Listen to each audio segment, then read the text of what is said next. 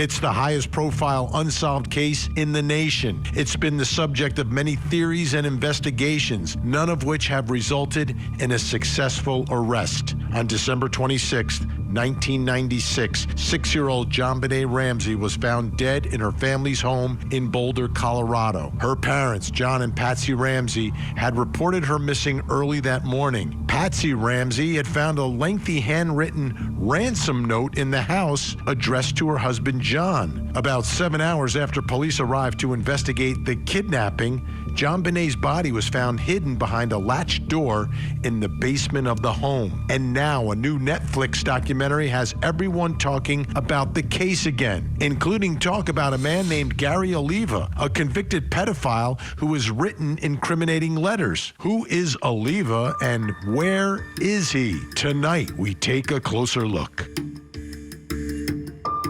I'm Vinnie Politan. Thank you so much for joining us tonight here on Closing Arguments and the case of JonBenet Ramsey. Yes, we're still talking about it because this is still an unsolved mystery. Through all these years, a case that would seem to be solvable, right? You would think that they would be able to put this together, but through the years, it's never been done. It's never been done. And to give you an idea of how big a case this is, back in the early 2000s, at Court TV, we covered a hearing. It was the highest rated moment in the history of the network. What was it?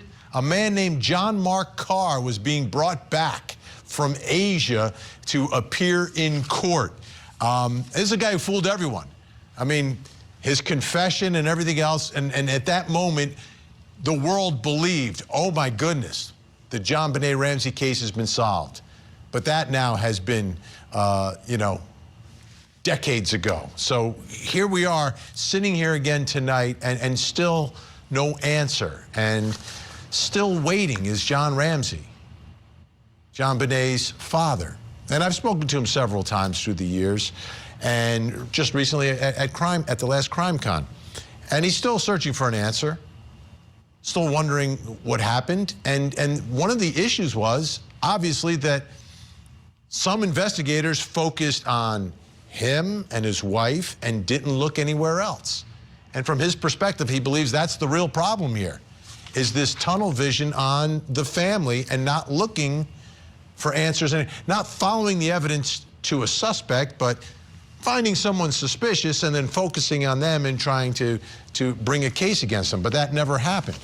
Now, he had his own independent investigation taking place of this, through the years. And one of the people that was on his radar, who's back on the radar now, is a guy named Gary Oliva. This is a guy who has written incriminating letters, like confessing. But like we know, John Mark Carr fooled everybody. The same could be the case with this man, writing incriminating letters, although not being responsible for it, for whatever reason. Mental illness or just what he is. But this guy is an actual convicted pedophile, child pornography. I mean, this is in the zone of things you would suspect him potentially of. And he was apparently living in Boulder at the time. Now, he had a high school classmate named Michael Vale who says that Gary called him before the story broke on the news. Gary calls him to say that he did something to a little girl, which was seemingly like a confession of sorts at the time. And Michael Vale then, I guess called the tip line or whatever, and there was never really any follow through with this man. And he's back on the radar now. But I spoke with Michael Vale a while ago on this program and asked him about all of this and what exactly happened. Take a listen. Was he always a little different? Was there always, did you and your classmates sense that, one of these, classmates is not like the other? Well, we didn't really, we were just kids. We didn't really know about that stuff. I didn't have any idea. We have a naivety, at the time, being just young kids. But of course, we knew there was something wrong with Gary. In fact, we called him Scary Gary. he was known for breaking into places and getting art supplies. I mean, he could break in and steal things, but he was definitely into stealing art supplies and things of that nature. When I heard about the paintbrush, things like that, there's so many points that I have here. You remember a phone call you get that's terrifying. You remember it. You remember the room you're in when you get that phone call.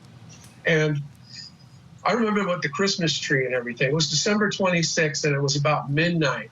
And I get that phone call, and it's Gary's voice, and he's like, oh, I just heard, oh, little girl, oh. Like, it was the most terrifying. I'm getting goosebumps just now telling you guys this because it was terrifying.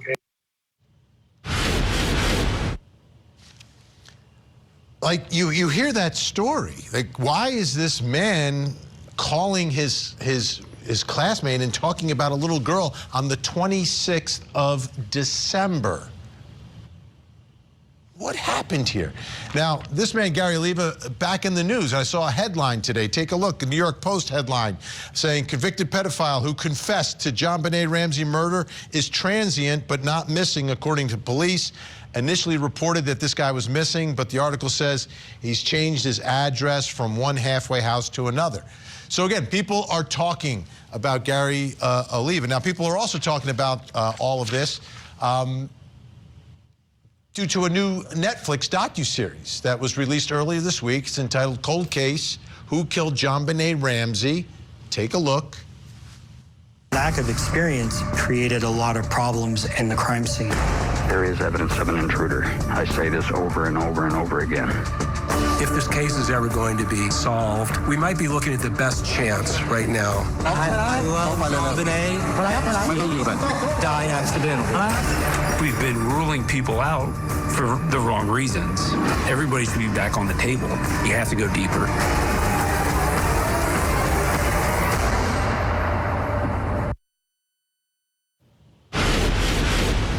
Seems like a case you can solve. I mean, it really does. Although if the initial investigation is botched because of tunnel vision, then you've got a problem. I want to bring in a special guest joining us tonight, private investigator Jason Jensen. Jason, great to see you tonight. Thanks so much for joining us on Thanksgiving Eve. What are your thoughts about Gary Oliva? I mean, I found the interview I do with Michael Vale very compelling, involving the letters through the years and the phone call. But, like, I don't know Michael, I don't know Gary. What have you uncovered? Yeah, when I met Michael Vale in February of 22, he had a very compelling story, much like you just showed, where he was describing this phone call of Gary that he placed him on the evening of December 26, 1996. So the more I heard about it, and then I saw handwriting samples from him compared to the ransom note, it made me believe him that this is likely the one to pursue, the one to investigate, either to rule in or rule out.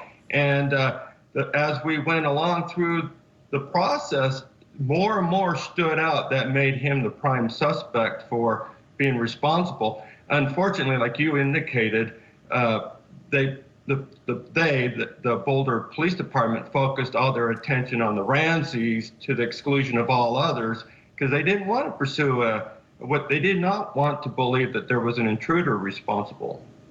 So how do you see the case developing from this point forward? We've seen in the news recently the impact that these docuseries can have. With the Menendez brothers, it's changing the way people are looking at that. Do you think this newfound attention may change the way people look at it and may change the way law enforcement and investigators look at this? Yes. Fortunately for us all, I think this Cold Case, Who Killed JonBenet documentary on Netflix actually changes the paradigm. All the negative attention that was deliberately placed on the Ramseys to get one or the other to break against their spouse really did a number on poisoning the impression of the family, and drew all this negative attention towards them and made the public think that they were responsible. This documentary really did a bang up good job. It had some former investigators, it had former prosecutors on the case. that really outlined what Boulder did to mire this family and bring all this attention that really shed some bad light. Now we can focus on the real perpetrator, obviously an intruder, because at the exclusion of family members, that's all that remains. It's somebody that entered the home. So from your perspective,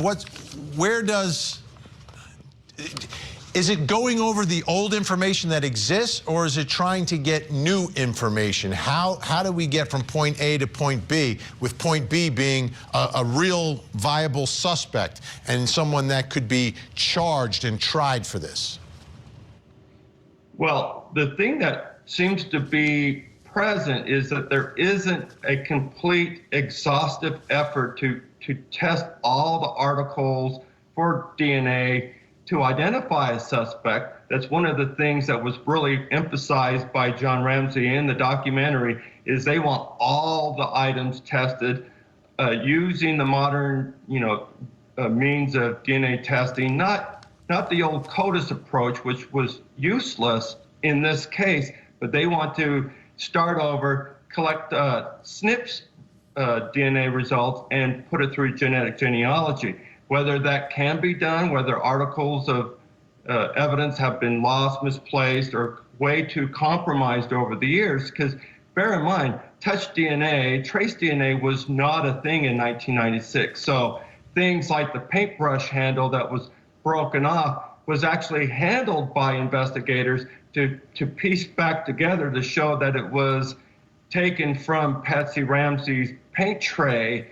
That handling of that really can potentially ruin the trace DNA available on that. And given the fact that the blood stain that's linked to JonBenet in the underpants had this unknown male profile, they might have had a stronger profile if they started over again using the paintbrush. But if that's been way too compromised, they've missed that opportunity. But if this was a crime committed in 2024, that would likely be something they would have pursued immediately, much like the knife sheath in the Brian Koberger case. Absolutely. Jason Jensen, great to see you tonight. Thanks so much for your insight, and have a great Thanksgiving. Thanks, you too. All right, let's bring in our think tank. Joining me live in studio tonight, criminal defense attorney Daryl Cohen, former senior homicide prosecutor Bernardo Villalona, and criminal defense attorney, the man behind the glasses, Josh Schiffer. Great to see everyone tonight. Good to see you. Great to be here. What do you think? Is this going to change the, and it's unbelievable, it's got to be Netflix, but Netflix has power. All these docuseries have power.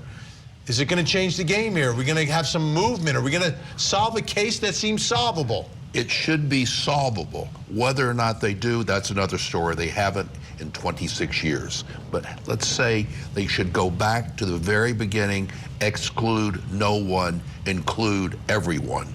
And let's just see how it rolls. Take a look at the DNA. Let's see what the evidence has to say, and not exclude somebody that could have come in from the outside. Nor should they exclude those that were in the house. Look, the reality is that even for a prosecutor, if there is an arrest in this case, you're going to have to rule out the family. You're going to have to rule out the mother and the father, because you want to rule out reasonable doubt, because that's what the jury is going to be thinking about. So all these suspects that have come about throughout the years, you're going to have to exclude them. I think it's going to be very hard for them to actually have a clear investigation, because I think the crime scene was contaminated from the very beginning. There were so many balls that dropped during the initial investigation. People are walking all over the house, first of all. And that's a big issue, and that's a big issue. It's contaminated. But you can't beat them up given the time. What you can beat them up for is the single-minded overzealousness. Yes. And it's got to be mom and dad. Let's go mom and dad this, let's go. And like Daryl's saying, can't exclude all these other people. If you walk into an investigation with a belief that, hey, this is what's really likely and I'm going to follow that, that's gonna spoil the legitimacy. Of course. It's robbing us. What do you think of the letter? What do you think of the letter? Because It's a ransom note. A ransom note, but the body's she was there. murdered. Exactly, and that's what confuses me a lot. Like, I can't bring a rationale for that, and especially also to think that the ransom note was written on a notepad that was inside of the house. So if that was the initial intent of whoever broke in, why don't you bring in your own paper? Why don't you bring the note already written up? But instead you use a random notepad that's inside of the house? You're giving them intelligence. You're giving them logic. Don't do that. Not with people that have committed this type of crime.